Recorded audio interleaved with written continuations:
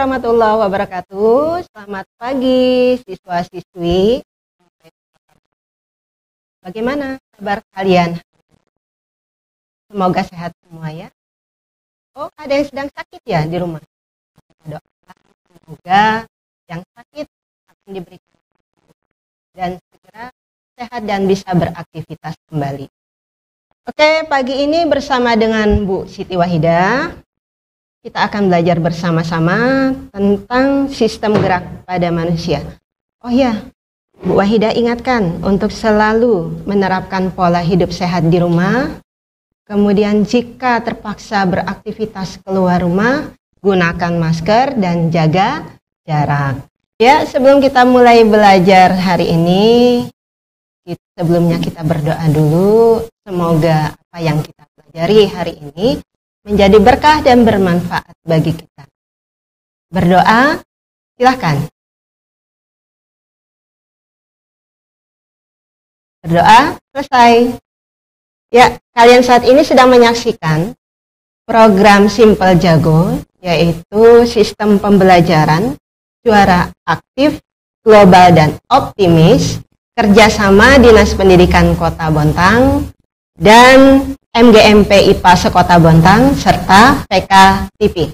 Kali ini bersama dengan Bu Siti Wahidah akan membawakan mata pelajaran IPA kelas 8 semester 1, yaitu tentang sistem gerak pada manusia.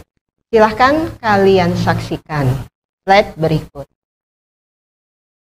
Ya, sistem gerak pada manusia, di sini kompetensi dasarnya, yang pertama adalah mendeskripsikan struktur rangka dan otot manusia serta fungsi dan berbagai kondisinya. Kemudian menyajikan tulisan tentang upaya menjaga kesehatan rangka manusia dikaitkan dengan zat gizi makanan dan perilaku sehari-hari. Materi yang akan kalian pelajari, yang pertama tentang rangka, yang kedua adalah otot, yang ketiga sendi, yang keempat adalah gangguan dan kelainan pada sistem gerak dan upaya mencegah serta mengatasinya. Oke, kita mulai ya guys. Yang pertama adalah tentang rangka. Kalian tahu rangka itu apa? Ada yang tahu rangka? Ya, betul sekali. Rangka itu kalian sering menyebutnya adalah tulang ya, tulang. Iya. Ternyata rangka atau tulang memiliki beberapa fungsi yang kalian tahu. Ya, yang pertama, kita tidak akan bisa memiliki tubuh seperti ini, ya. Itu salah satu fungsi rangka. Yang pertama adalah memberi bentuk dan menopang tubuh sehingga kita bisa berjalan, berdiri dan sebagainya. Yang kedua, dia melindungi organ dalam. Apa saja organ dalam? Ada yang tahu? Oh iya betul, organ dalam itu adalah misalnya otak, dia dilindungi oleh tengkorak. Kemudian apa lagi? Ya hebat sekali, yaitu paru dan jantung, ya dilindungi oleh tulang rusuk.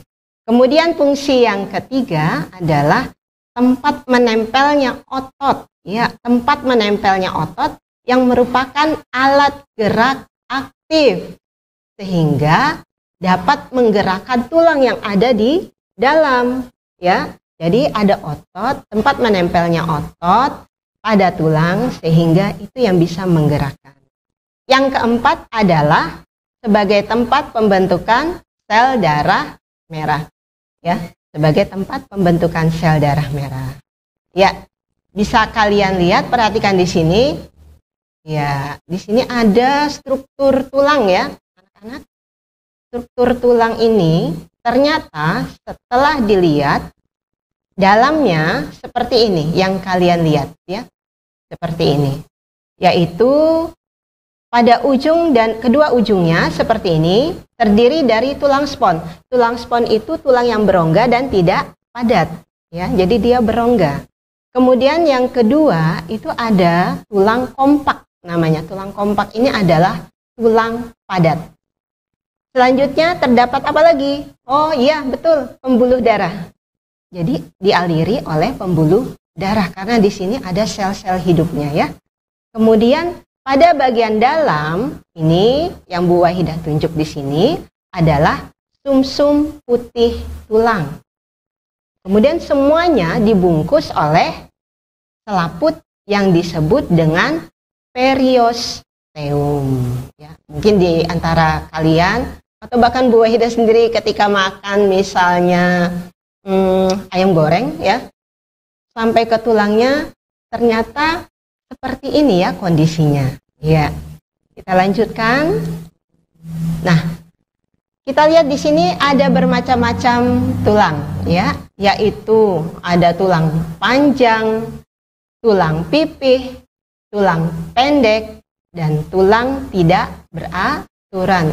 Jadi ini berdasarkan bentuknya ya anak-anak ya.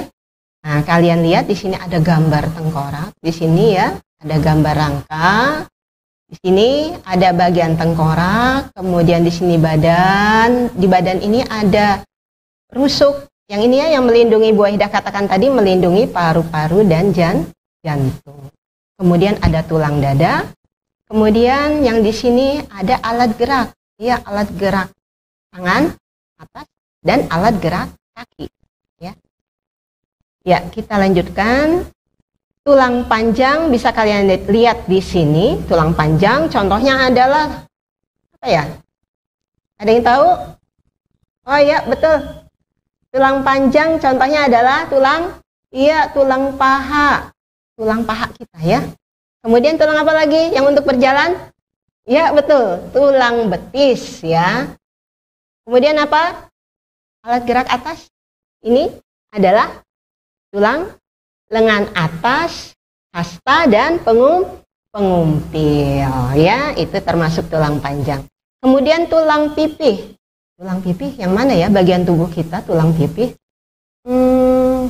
Ya, betul sekali. Ada yang jawab. Ternyata ya, tulang pipih itu contohnya adalah tulang belikat ya, tulang belikat kita. Kemudian tulang apa lagi, Nak? Oh iya betul, tulang rusuk ya, betul. Kemudian yang ketiga adalah jenis tulang pendek. Apakah itu tulang pendek ya? Tulang pendek adalah tulang ini ruas-ruas tangan, jari tangan dan ruas jari kaki. Ya, itu termasuk ke dalam tulang pendek. Yang keempat adalah tulang tidak beraturan. Bagian manakah tubuh kita yang termasuk ke dalam jenisnya sebagai tulang yang tidak beraturan? Oh ya, betul ya. Yaitu ruas-ruas tulang belakang. Hebat kalian semua ya. Kita lanjutkan. Ya, perkembangan tulang. Ternyata tulang itu tidak tumbuh begitu saja seperti yang kita dapatkan sekarang ya. Langsung menjadi seperti sekarang ini ya. Ternyata itu ada prosesnya, yaitu yang disebut dengan osifikasi. Osifikasi itu apa? Nah, ternyata osifikasi itu adalah perubahan tulang rawan menjadi tulang keras. Ya, betul. Osifikasi adalah perubahan tulang rawan menjadi tulang keras. Pernahkah kalian memperhatikan atau kalian mempunyai adik yang ketika waktu dilahirkan tulang-tulangnya masih seperti kayak lemes semua ya? Karena memang pada saat masih janin ya, hampir semua tulang-tulangnya yang terdapat pada tubuhnya itu adalah tulang rawan. Kemudian seiring dengan perkembangan janin dan tumbuh kembang kita itu akan berubah menjadi tulang, ya betul, tulang keras ya, menjadi tulang keras. Nah, di sini bisa kalian lihat ya pada gambarnya di sini, ini adalah proses pembentukan tulang dari tulang rawan menjadi tulang keras. Yang disebut tadi dengan prosesnya disebut apa? Ya, osifikasi. Ya. Oke guys, kita lanjutkan. Yang berikutnya adalah sendi. Sendi itu apa ya? Oh, ternyata sendi itu adalah tempat bertemunya dua tulang atau lebih. Jadi bukan mabar ya, seperti istilah anak-anak sekarang. Ya, kurang lebih seperti itu ya. Jadi kalau sendi itu adalah tempat bertemunya dua tulang atau lebih, ya, dua tulang atau lebih, sehingga itu yang bisa memberikan satu gerakan. Bu Aida tidak akan bisa bergerak seperti ini jika tidak ada sendi, ya. Oke.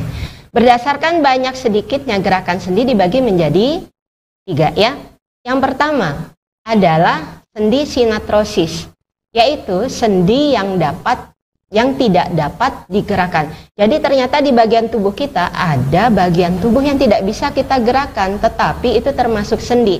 Nah, ini dikatakan dengan sendi sinatrosis atau sendi mati. Contohnya di mana? Apa kalian tahu? Ada yang tahu?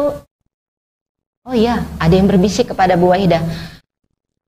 Yaitu sendi-sendi di antara tulang kepala tengkorak. Jadi tulang tengkorak kita ini tersusun atas 8 buah tulang. Kenapa sampai Allah menciptakan bahwa itu termasuk sendi mati? Bisa dibayangkan ya, kalau misalnya itu bisa digerakkan, bagaimana itu otak akan terbuka, ya. Makanya dia termasuk sendi mati atau sinatrosis, ya. Yang kedua adalah amfiatrosis, yaitu sendi yang bisa digerakkan tetapi sedikit saja, terbatas gerakannya. Contohnya, ya, kalian lihat pada gambar itu dia sedang push up, ya. Iya, sedang push up. Tekanannya pada pergelangan tangan. Nah, sendinya di situ sendi yang digerakkannya namun terbatas. Kemudian di mana lagi?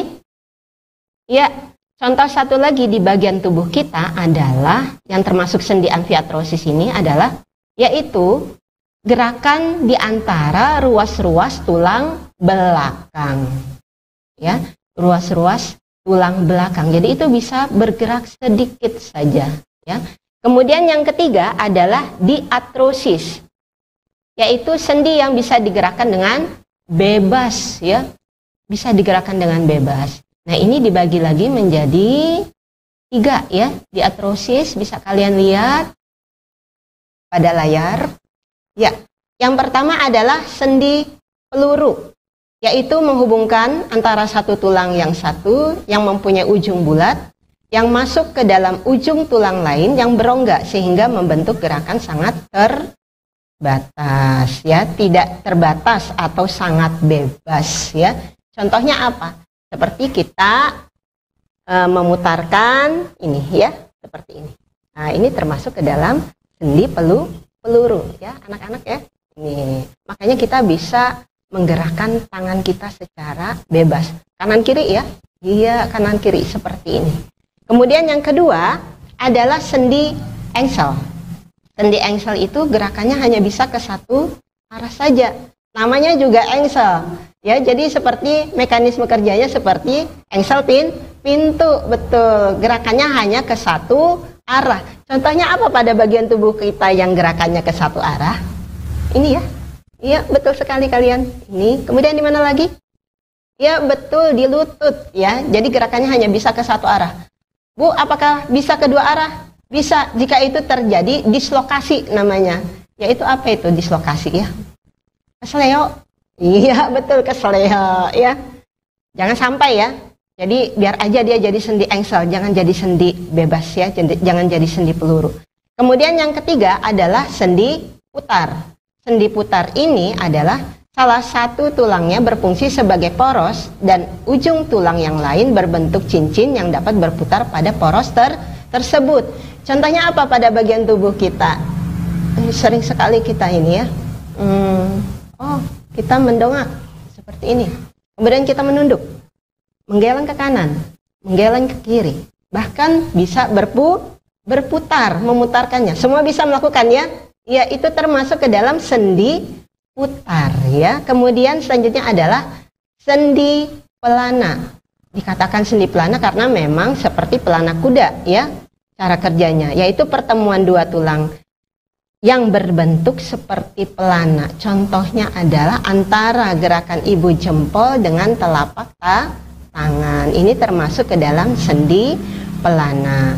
Kemudian ada satu lagi yaitu sendi geser ya. Sendi geser di sini menghubungkan antara dua tulang yang memiliki permukaan yang datar. Contohnya adalah pergelangan tangan tadi dan pergelangan kaki. Ya. Oke. Itu adalah yang termasuk ke dalam diartrosis atau sendi gerak. Selanjutnya kita masuk yang ketiga yaitu otot. Ada yang tahu otot apa? Mungkin ini kalau orang awam menyebutnya apa ya kalau otot? Daging ya? Oh ya betul, daging ya. Tapi jangan kalau ke pasar kalian jangan mengatakan, Bu saya mau beli otot. Tidak ada yang tahu itu penjual ya. Jadi orang awam taunya otot itu adalah daging ya. Nah, otot itu sebagai penggerak bagian tubuh sehingga otot disebut sebagai alat gerak aktif ya. Jadi alat gerak aktifnya otot, alat gerak pasifnya adalah tulang. Dua kesatuan ini dengan sendi akan menciptakan satu gerakan ya. Nah, otot ada 3 ya. Berdasarkan karakteristiknya kita lihat di sini. Yang pertama bentuknya. Jadi bentuknya otot polos, bentuknya gelendong di sini ya. Bentuknya gelendong. Kemudian kalau otot rangka berbeda, bergaris-garis, melintang, jadi seperti serabut. Otot jantung dia sama seperti otot rangka, tetapi bercabang. Ya, kemudian inti sel. Kalau otot polos dia hanya punya satu, letaknya di tengah. Kalau otot rangka banyak, tapi di tepi letaknya. Otot jantung banyak di tengah. Cara kerjanya bagaimana ketiga otot ini? Kalau otot polos kerjanya lambat, tetapi tidak mudah lelah. Dia bisa bekerja 24 jam tanpa henti. Kalau otot rangka? Otot rangka tipenya cepat ya, cepat bekerjanya tetapi mudah lelah. Ya, contohnya apa? Kita melakukan aktivitas olahraga, bergerak, berjalan, berlari. Kita bisa melakukannya dengan cepat, responnya cepat, tetapi cepat juga mudah lelah. Ya. Kemudian untuk otot jantung ini cara kerjanya tetap. Jadi dia tidak cepat, tidak lambat, dia tetap cara kerjanya, tetapi tidak mudah lelah. Ya, tidak mudah lelah. Kenapa? Karena kerjanya 24 jam selama kita hidup. Otot jantung, ya. Sifatnya, sekarang kita lihat sifatnya. Kalau otot polos, sifatnya tidak sadar. Jadi ketika dia bekerja, otot polos ini bekerja di tubuh kita, kita tidak sadar. Sedangkan otot rangka, sifatnya sadar. Ketika kita melakukan gerakan, contohnya, kita sadar, ya, kita melakukan gerakan, misalnya berlari, berenang, berjalan, menulis, dan sebagainya, ya. Kemudian otot jantung sifatnya tidak sadar. Karena ketika jantung kita berdetak, kita tidak tahu, ya. Nah, kemudian terdapatnya di mana saja? Kalau otot polos, terdapatnya misalnya ini ya, di lambung. Lambung termasuk sistem apa? Ya betul, sistem pencernaan ya. Kemudian di usus halus, di pembuluh darah, kemudian di saluran pernapasan kita, di saluran reproduksi kita, itu termasuk ke dalam otot polos ya. Kemudian otot rangka, terdapatnya di mana? Ya betul, semua yang melekat pada rangka, anak-anak ya. Semua yang melekat pada rangka itu termasuk otot rangka. Ini tadi yang kita sebut dengan daging ya. Kemudian otot jantung, namanya juga otot jantung ya. Jadi letak satu-satunya hanya di organ jantung kita. Tidak ada yang menyamai, makanya disebut otot jantung. Nah, di sini kalian bisa lihat gambarnya. Otot polos ya, ini gambarnya. Iya. Kemudian otot rangka seperti ini, seperti serabut dia, anak-anak. Iya, seperti serabut. Jadi bisa kalau kalian makan ayam, ya, itu kan bisa dilepaskan ya. Bisa disuir-suir dan terlepas. Nah, itu disebut dengan otot rangka. Kemudian otot jantung, itu hanya khusus di jantung saja, tidak ada di organ lain. Makanya dia punya ciri khas tersendiri. Oke, kita lanjutkan mekanisme kerja otot. Ya, kalian lihat di sini. Ya, ini sering kita melakukannya ketika kita mengangkat tangan dan meluruskan tangan kita, ya. Ini ototnya bekerja secara antagonis, artinya berlawanan. Ada dua otot di sini, ya. Ini yang di atas adalah otot bicep, yang di bawah otot tricep. Jadi ketika kita mengangkat tangan kita, otot bicep itu berkontraksi. Artinya apa? Dia memendek. Sedangkan otot tricep yang di bawah, ini ya, yang di bawah ini dia memanjang atau relaksasi. Itu yang membuat tangan kita bisa terangkat. Kita mengangkat beban atau mengangkat buku atau apa saja, ya. Ini yang bekerja adalah otot bicep dan tricep. Nah, ketika kita meluruskan tangan kita seperti ini atau menurunkannya, ini terbalik kerja kedua otot ini tadi, ya.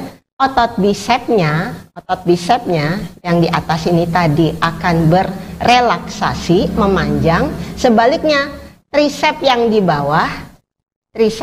bawah ini dia akan memendek atau berkontraksi. Jadi ini adalah mekanisme kerja otot antagonis. Oke, kita lanjutkan. Apakah kondisi semua sistem gerak kita baik-baik saja selama kita hidup ini? Apakah ada gangguan pada sistem gerak kita? Terus bagaimana caranya kita mencegahnya? Ya, oke, kita lihat. Gangguan pada sistem gerak manusia itu bisa diakibatkan oleh penyebabnya ada beberapa, ya. Jadi yang pertama bisa kekurangan vitamin D, ya, vitamin D. Kemudian bisa juga kekurangan kalsium, ya. Kemudian bisa juga diakibatkan oleh patah atau retak pada rangka atau tulang. Kemudian kerusakan sendi, dan ternyata bisa disebabkan oleh posisi duduk yang salah, ya. Posisi duduk yang salah ini yang kadang-kadang tidak kita sadari, ya, menjadi kebiasaan, dan itu akan merubah menjadi gangguan pada sistem gerak kita sendiri. Oke, kita lihat yang pertama adalah patah atau fraktur. Jadi patah tulang, ya, patah tulang, tulangnya crash, patah, atau istilah medisnya disebut dengan fraktur. Di sini pada gambar yang ini kalian lihat, yang Bu Wahidah tunjuk, ini adalah tulang yang masih utuh. Karena sering sekali ini terjadi, ya, jika ada kecelakaan, ya. Ini adalah tulang yang utuh. Nah, yang di sebelahnya, yang ini terjadi patah atau fraktur namanya. Patah atau fraktur akibat benturan yang keras atau jatuh karena beraktivitas yang berlebihan, ya. Ini bisa mengakibatkan patah atau fraktur. Di sini ada dua jenis, fraktur tertutup. Fraktur tertutup artinya tulangnya tetap di dalam tetapi patah. Yang kedua itu adalah fraktur terbuka. Jadi sampai tulangnya keluar dari otot, ya. Keluar dari otot. Ini yang disebut dengan patah atau fraktur.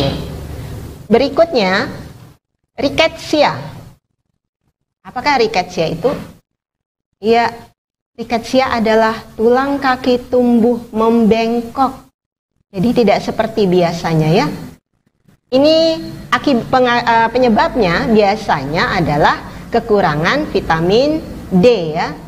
Sering terjadi pada anak-anak. Ya, seperti ini kalian bisa lihat di gambar.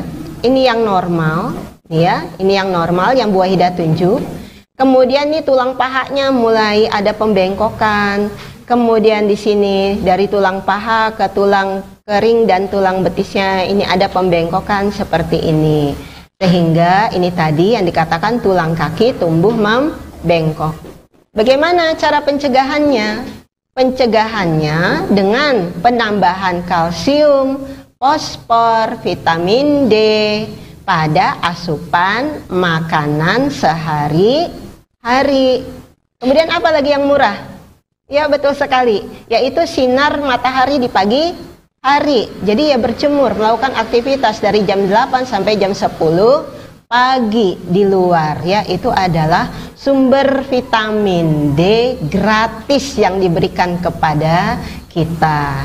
Dan sebaiknya kita bisa memanfaatkannya dengan maksimal ya. Kemudian yang berikutnya adalah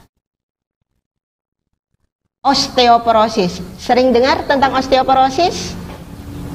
Oh iya, sering di iklan ya? Iya, sering ada di iklan-iklan ini. Osteoporosis ternyata adalah pengeroposan tulang, bahasa umumnya. Itu adalah pengeroposan tulang. Bagaimana sampai bisa terjadi pengeroposan tulang itu? Ternyata penyebabnya adalah kekurangan kalsium. Jadi kekurangan kalsium, asupan kalsium pada makanan yang kita konsumsi sehari-hari. Ini sering sekali terjadi pada orang dewasa dan umumnya menyerang pada wanita ya, karena ada pengaruh hormon. Nah, kalau pada wanita biasanya pada yang menopause ya, karena hormon itu sudah berubah ya. Kemudian bagaimana cara penyembuhan dan pencegahannya? Yang pertama adalah mencukupi kebutuhan kalsium, kemudian vitamin D, sayuran, dan buah-buahan. Yang kedua, rutin berolahraga. Ya, rutin berolahraga. Secukupnya saja, tidak usah berlebihan. Secukupnya saja. Kemudian yang ketiga, berhenti merokok. Karena itu akan berpengaruh terhadap pengeroposan tulang. Ya, akan mempercepat. Yang keempat, membatasi minum alkohol. Sebenarnya ini tidak boleh memang ya. Jadi membatasi minuman alkohol. Yang berikutnya adalah tidur cukup, istirahat yang cukup, dan terakhir olahraga yang teratur. Ini bisa dilihat di sini.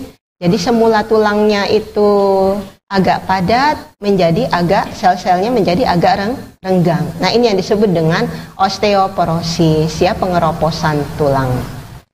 Ya, berikutnya adalah artritis.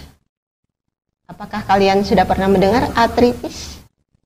Ya, ternyata artritis ini banyak menyerang pada usia-usia bukan hanya pada orang tua, tetapi juga sudah menyerang pada anak-anak dan remaja ya. Jadi artritis itu adalah peradangan pada sendi. Peradangan pada sendi. Jadi pada pertemuan-pertemuan tulang tadi yang beberapa buah tulang yang bertemu. Nah, di situ kadang-kadang terjadi peradangan. Bisa kalian lihat pada gambar ya, ini ya. Terjadi artritis atau peradangan seperti ini ya. Kemudian metabolisme, karena pengaruh metabolisme asam urat yang terganggu. Mengakibatkan apa? Sendi menjadi sakit dan bengkok. Jadi tidak lurus lagi sendinya ya. Sendi menjadi sakit dan bengkok, bahkan ada yang sampai bengkak ya. Bisa dilihat, kalian lihat pada gambar ini ya. Seperti ini, sampai sendinya itu tidak lurus lagi ya, anak-anak. Kasihan sekali seperti ini ya. Dan ini sangat sakit sekali ya. Penyembuhan dan pencegahannya seperti apa? Ya, olahraga yang teratur dan ringan, tidak boleh yang berat. Karena kalau berat dia akan menekan sendi. Jadi hanya yang ringan saja. Kemudian yang kedua, menghindari melakukan aktivitas berlebihan dan terus-menerus yang melibatkan persendian. Saya mau berolahraga ini supaya badan sehat, tetapi harus tidak boleh berlebihan, harus teratur ya, tidak boleh berlebihan, karena kalau berlebihan itu akan menekan persendian. Kemudian yang ketiga adalah makan makanan yang kaya antioksidan. Ya. Yang kelima, ya, kelainan pada tulang belakang. Ini tadi yang Bu Wahidah kasih tahu, ya, bahwa kebiasaan duduk yang salah itu akan mengakibatkan kelainan pada tulang belakang. Jadi kelainan pada tulang belakang itu bukan penyakit, tetapi kelainan yang diakibatkan oleh kebiasaan atau posisi tubuh kita yang salah atau yang kurang tepat. Itu ada 3, ya, yaitu kifosis, tulang belakangnya melengkung ke belakang. Bisa juga penyebabnya adalah rickettsia dan TBC. Jadi rickettsia dan TBC selain dari kesalahan pada posisi duduk tadi, tulang belakang bisa mengakibatkan terjadinya kifosis, ya. Kifosis ini kayak membungkuk, jalannya membungkuk, dan kita tidak sadar kalau kita jalannya membungkuk. Ternyata itu karena kebanyakan adalah kebiasaan posisi tubuh, ya. Kemudian yang berikutnya adalah lordosis. Lordosis adalah tulang belakang melengkung ke depan. Penyebabnya bisa juga dari rickettsia. Yang terakhir adalah skoliosis. Skoliosis ini tulang belakang melengkung ke arah samping. Sering ya, beberapa di antara kita melakukan kebiasaan tubuh seperti ini kalau menulis, tulisannya di samping. Nah, itu lama-lama akan menyebabkan skoliosis, yaitu tulang belakang melengkung ke samping. Kemudian apa lagi yang sering posisi seperti ini kalian lakukan tanpa sadar? Pernahkah kalian melihat ada anak yang naik mengendarai sepeda motor, kemudian badannya ke samping, ke arah samping terus, ya? Nah, betul, itu lama-lama dia akan mengalami skoliosis, ya, anak-anaknya. Karena kebiasaan dia ketika naik motor, itu dia menyamping terus seperti ini. Akhirnya posisi tulang belakangnya akan melengkung ke samping. Jadi jangan dilakukan, ya. Valentino Rossi aja tidak melakukan seperti itu, ya. Marquez juga tidak melakukan seperti itu, ya. Jadi kalau mengendarai sepeda motor tetap tatapan, ya, posisi tubuhnya tetap ke depan, tatapan ke depan. Jangan ke kiri ke kanan, berbahaya, ya. Ya. Oke. Kemudian bagaimana pencegahannya? Pencegahannya sangat mudah, tanpa obat, tanpa apapun. Dengan cara apa? Ya, betul, menghindari kebiasaan sikap tubuh yang salah tadi. Dan ini harus terus menerus, ya, harus terus menerus. Oke, sudah tidak terasa 30 menit, ya. Materi kita sudah selesai. Terima kasih atas segala perhatian kalian. Semoga kita semua selalu diberikan kesehatan oleh Allah di masa pandemi ini, ya. Tetap terapkan pola hidup sehat. Jika terpaksa beraktivitas keluar rumah, ingat gunakan masker. Kemudian jaga jarak, ya. Itu saja dari Bu Wahidah. Sekian. Assalamualaikum warahmatullahi wabarakatuh. Selamat pagi.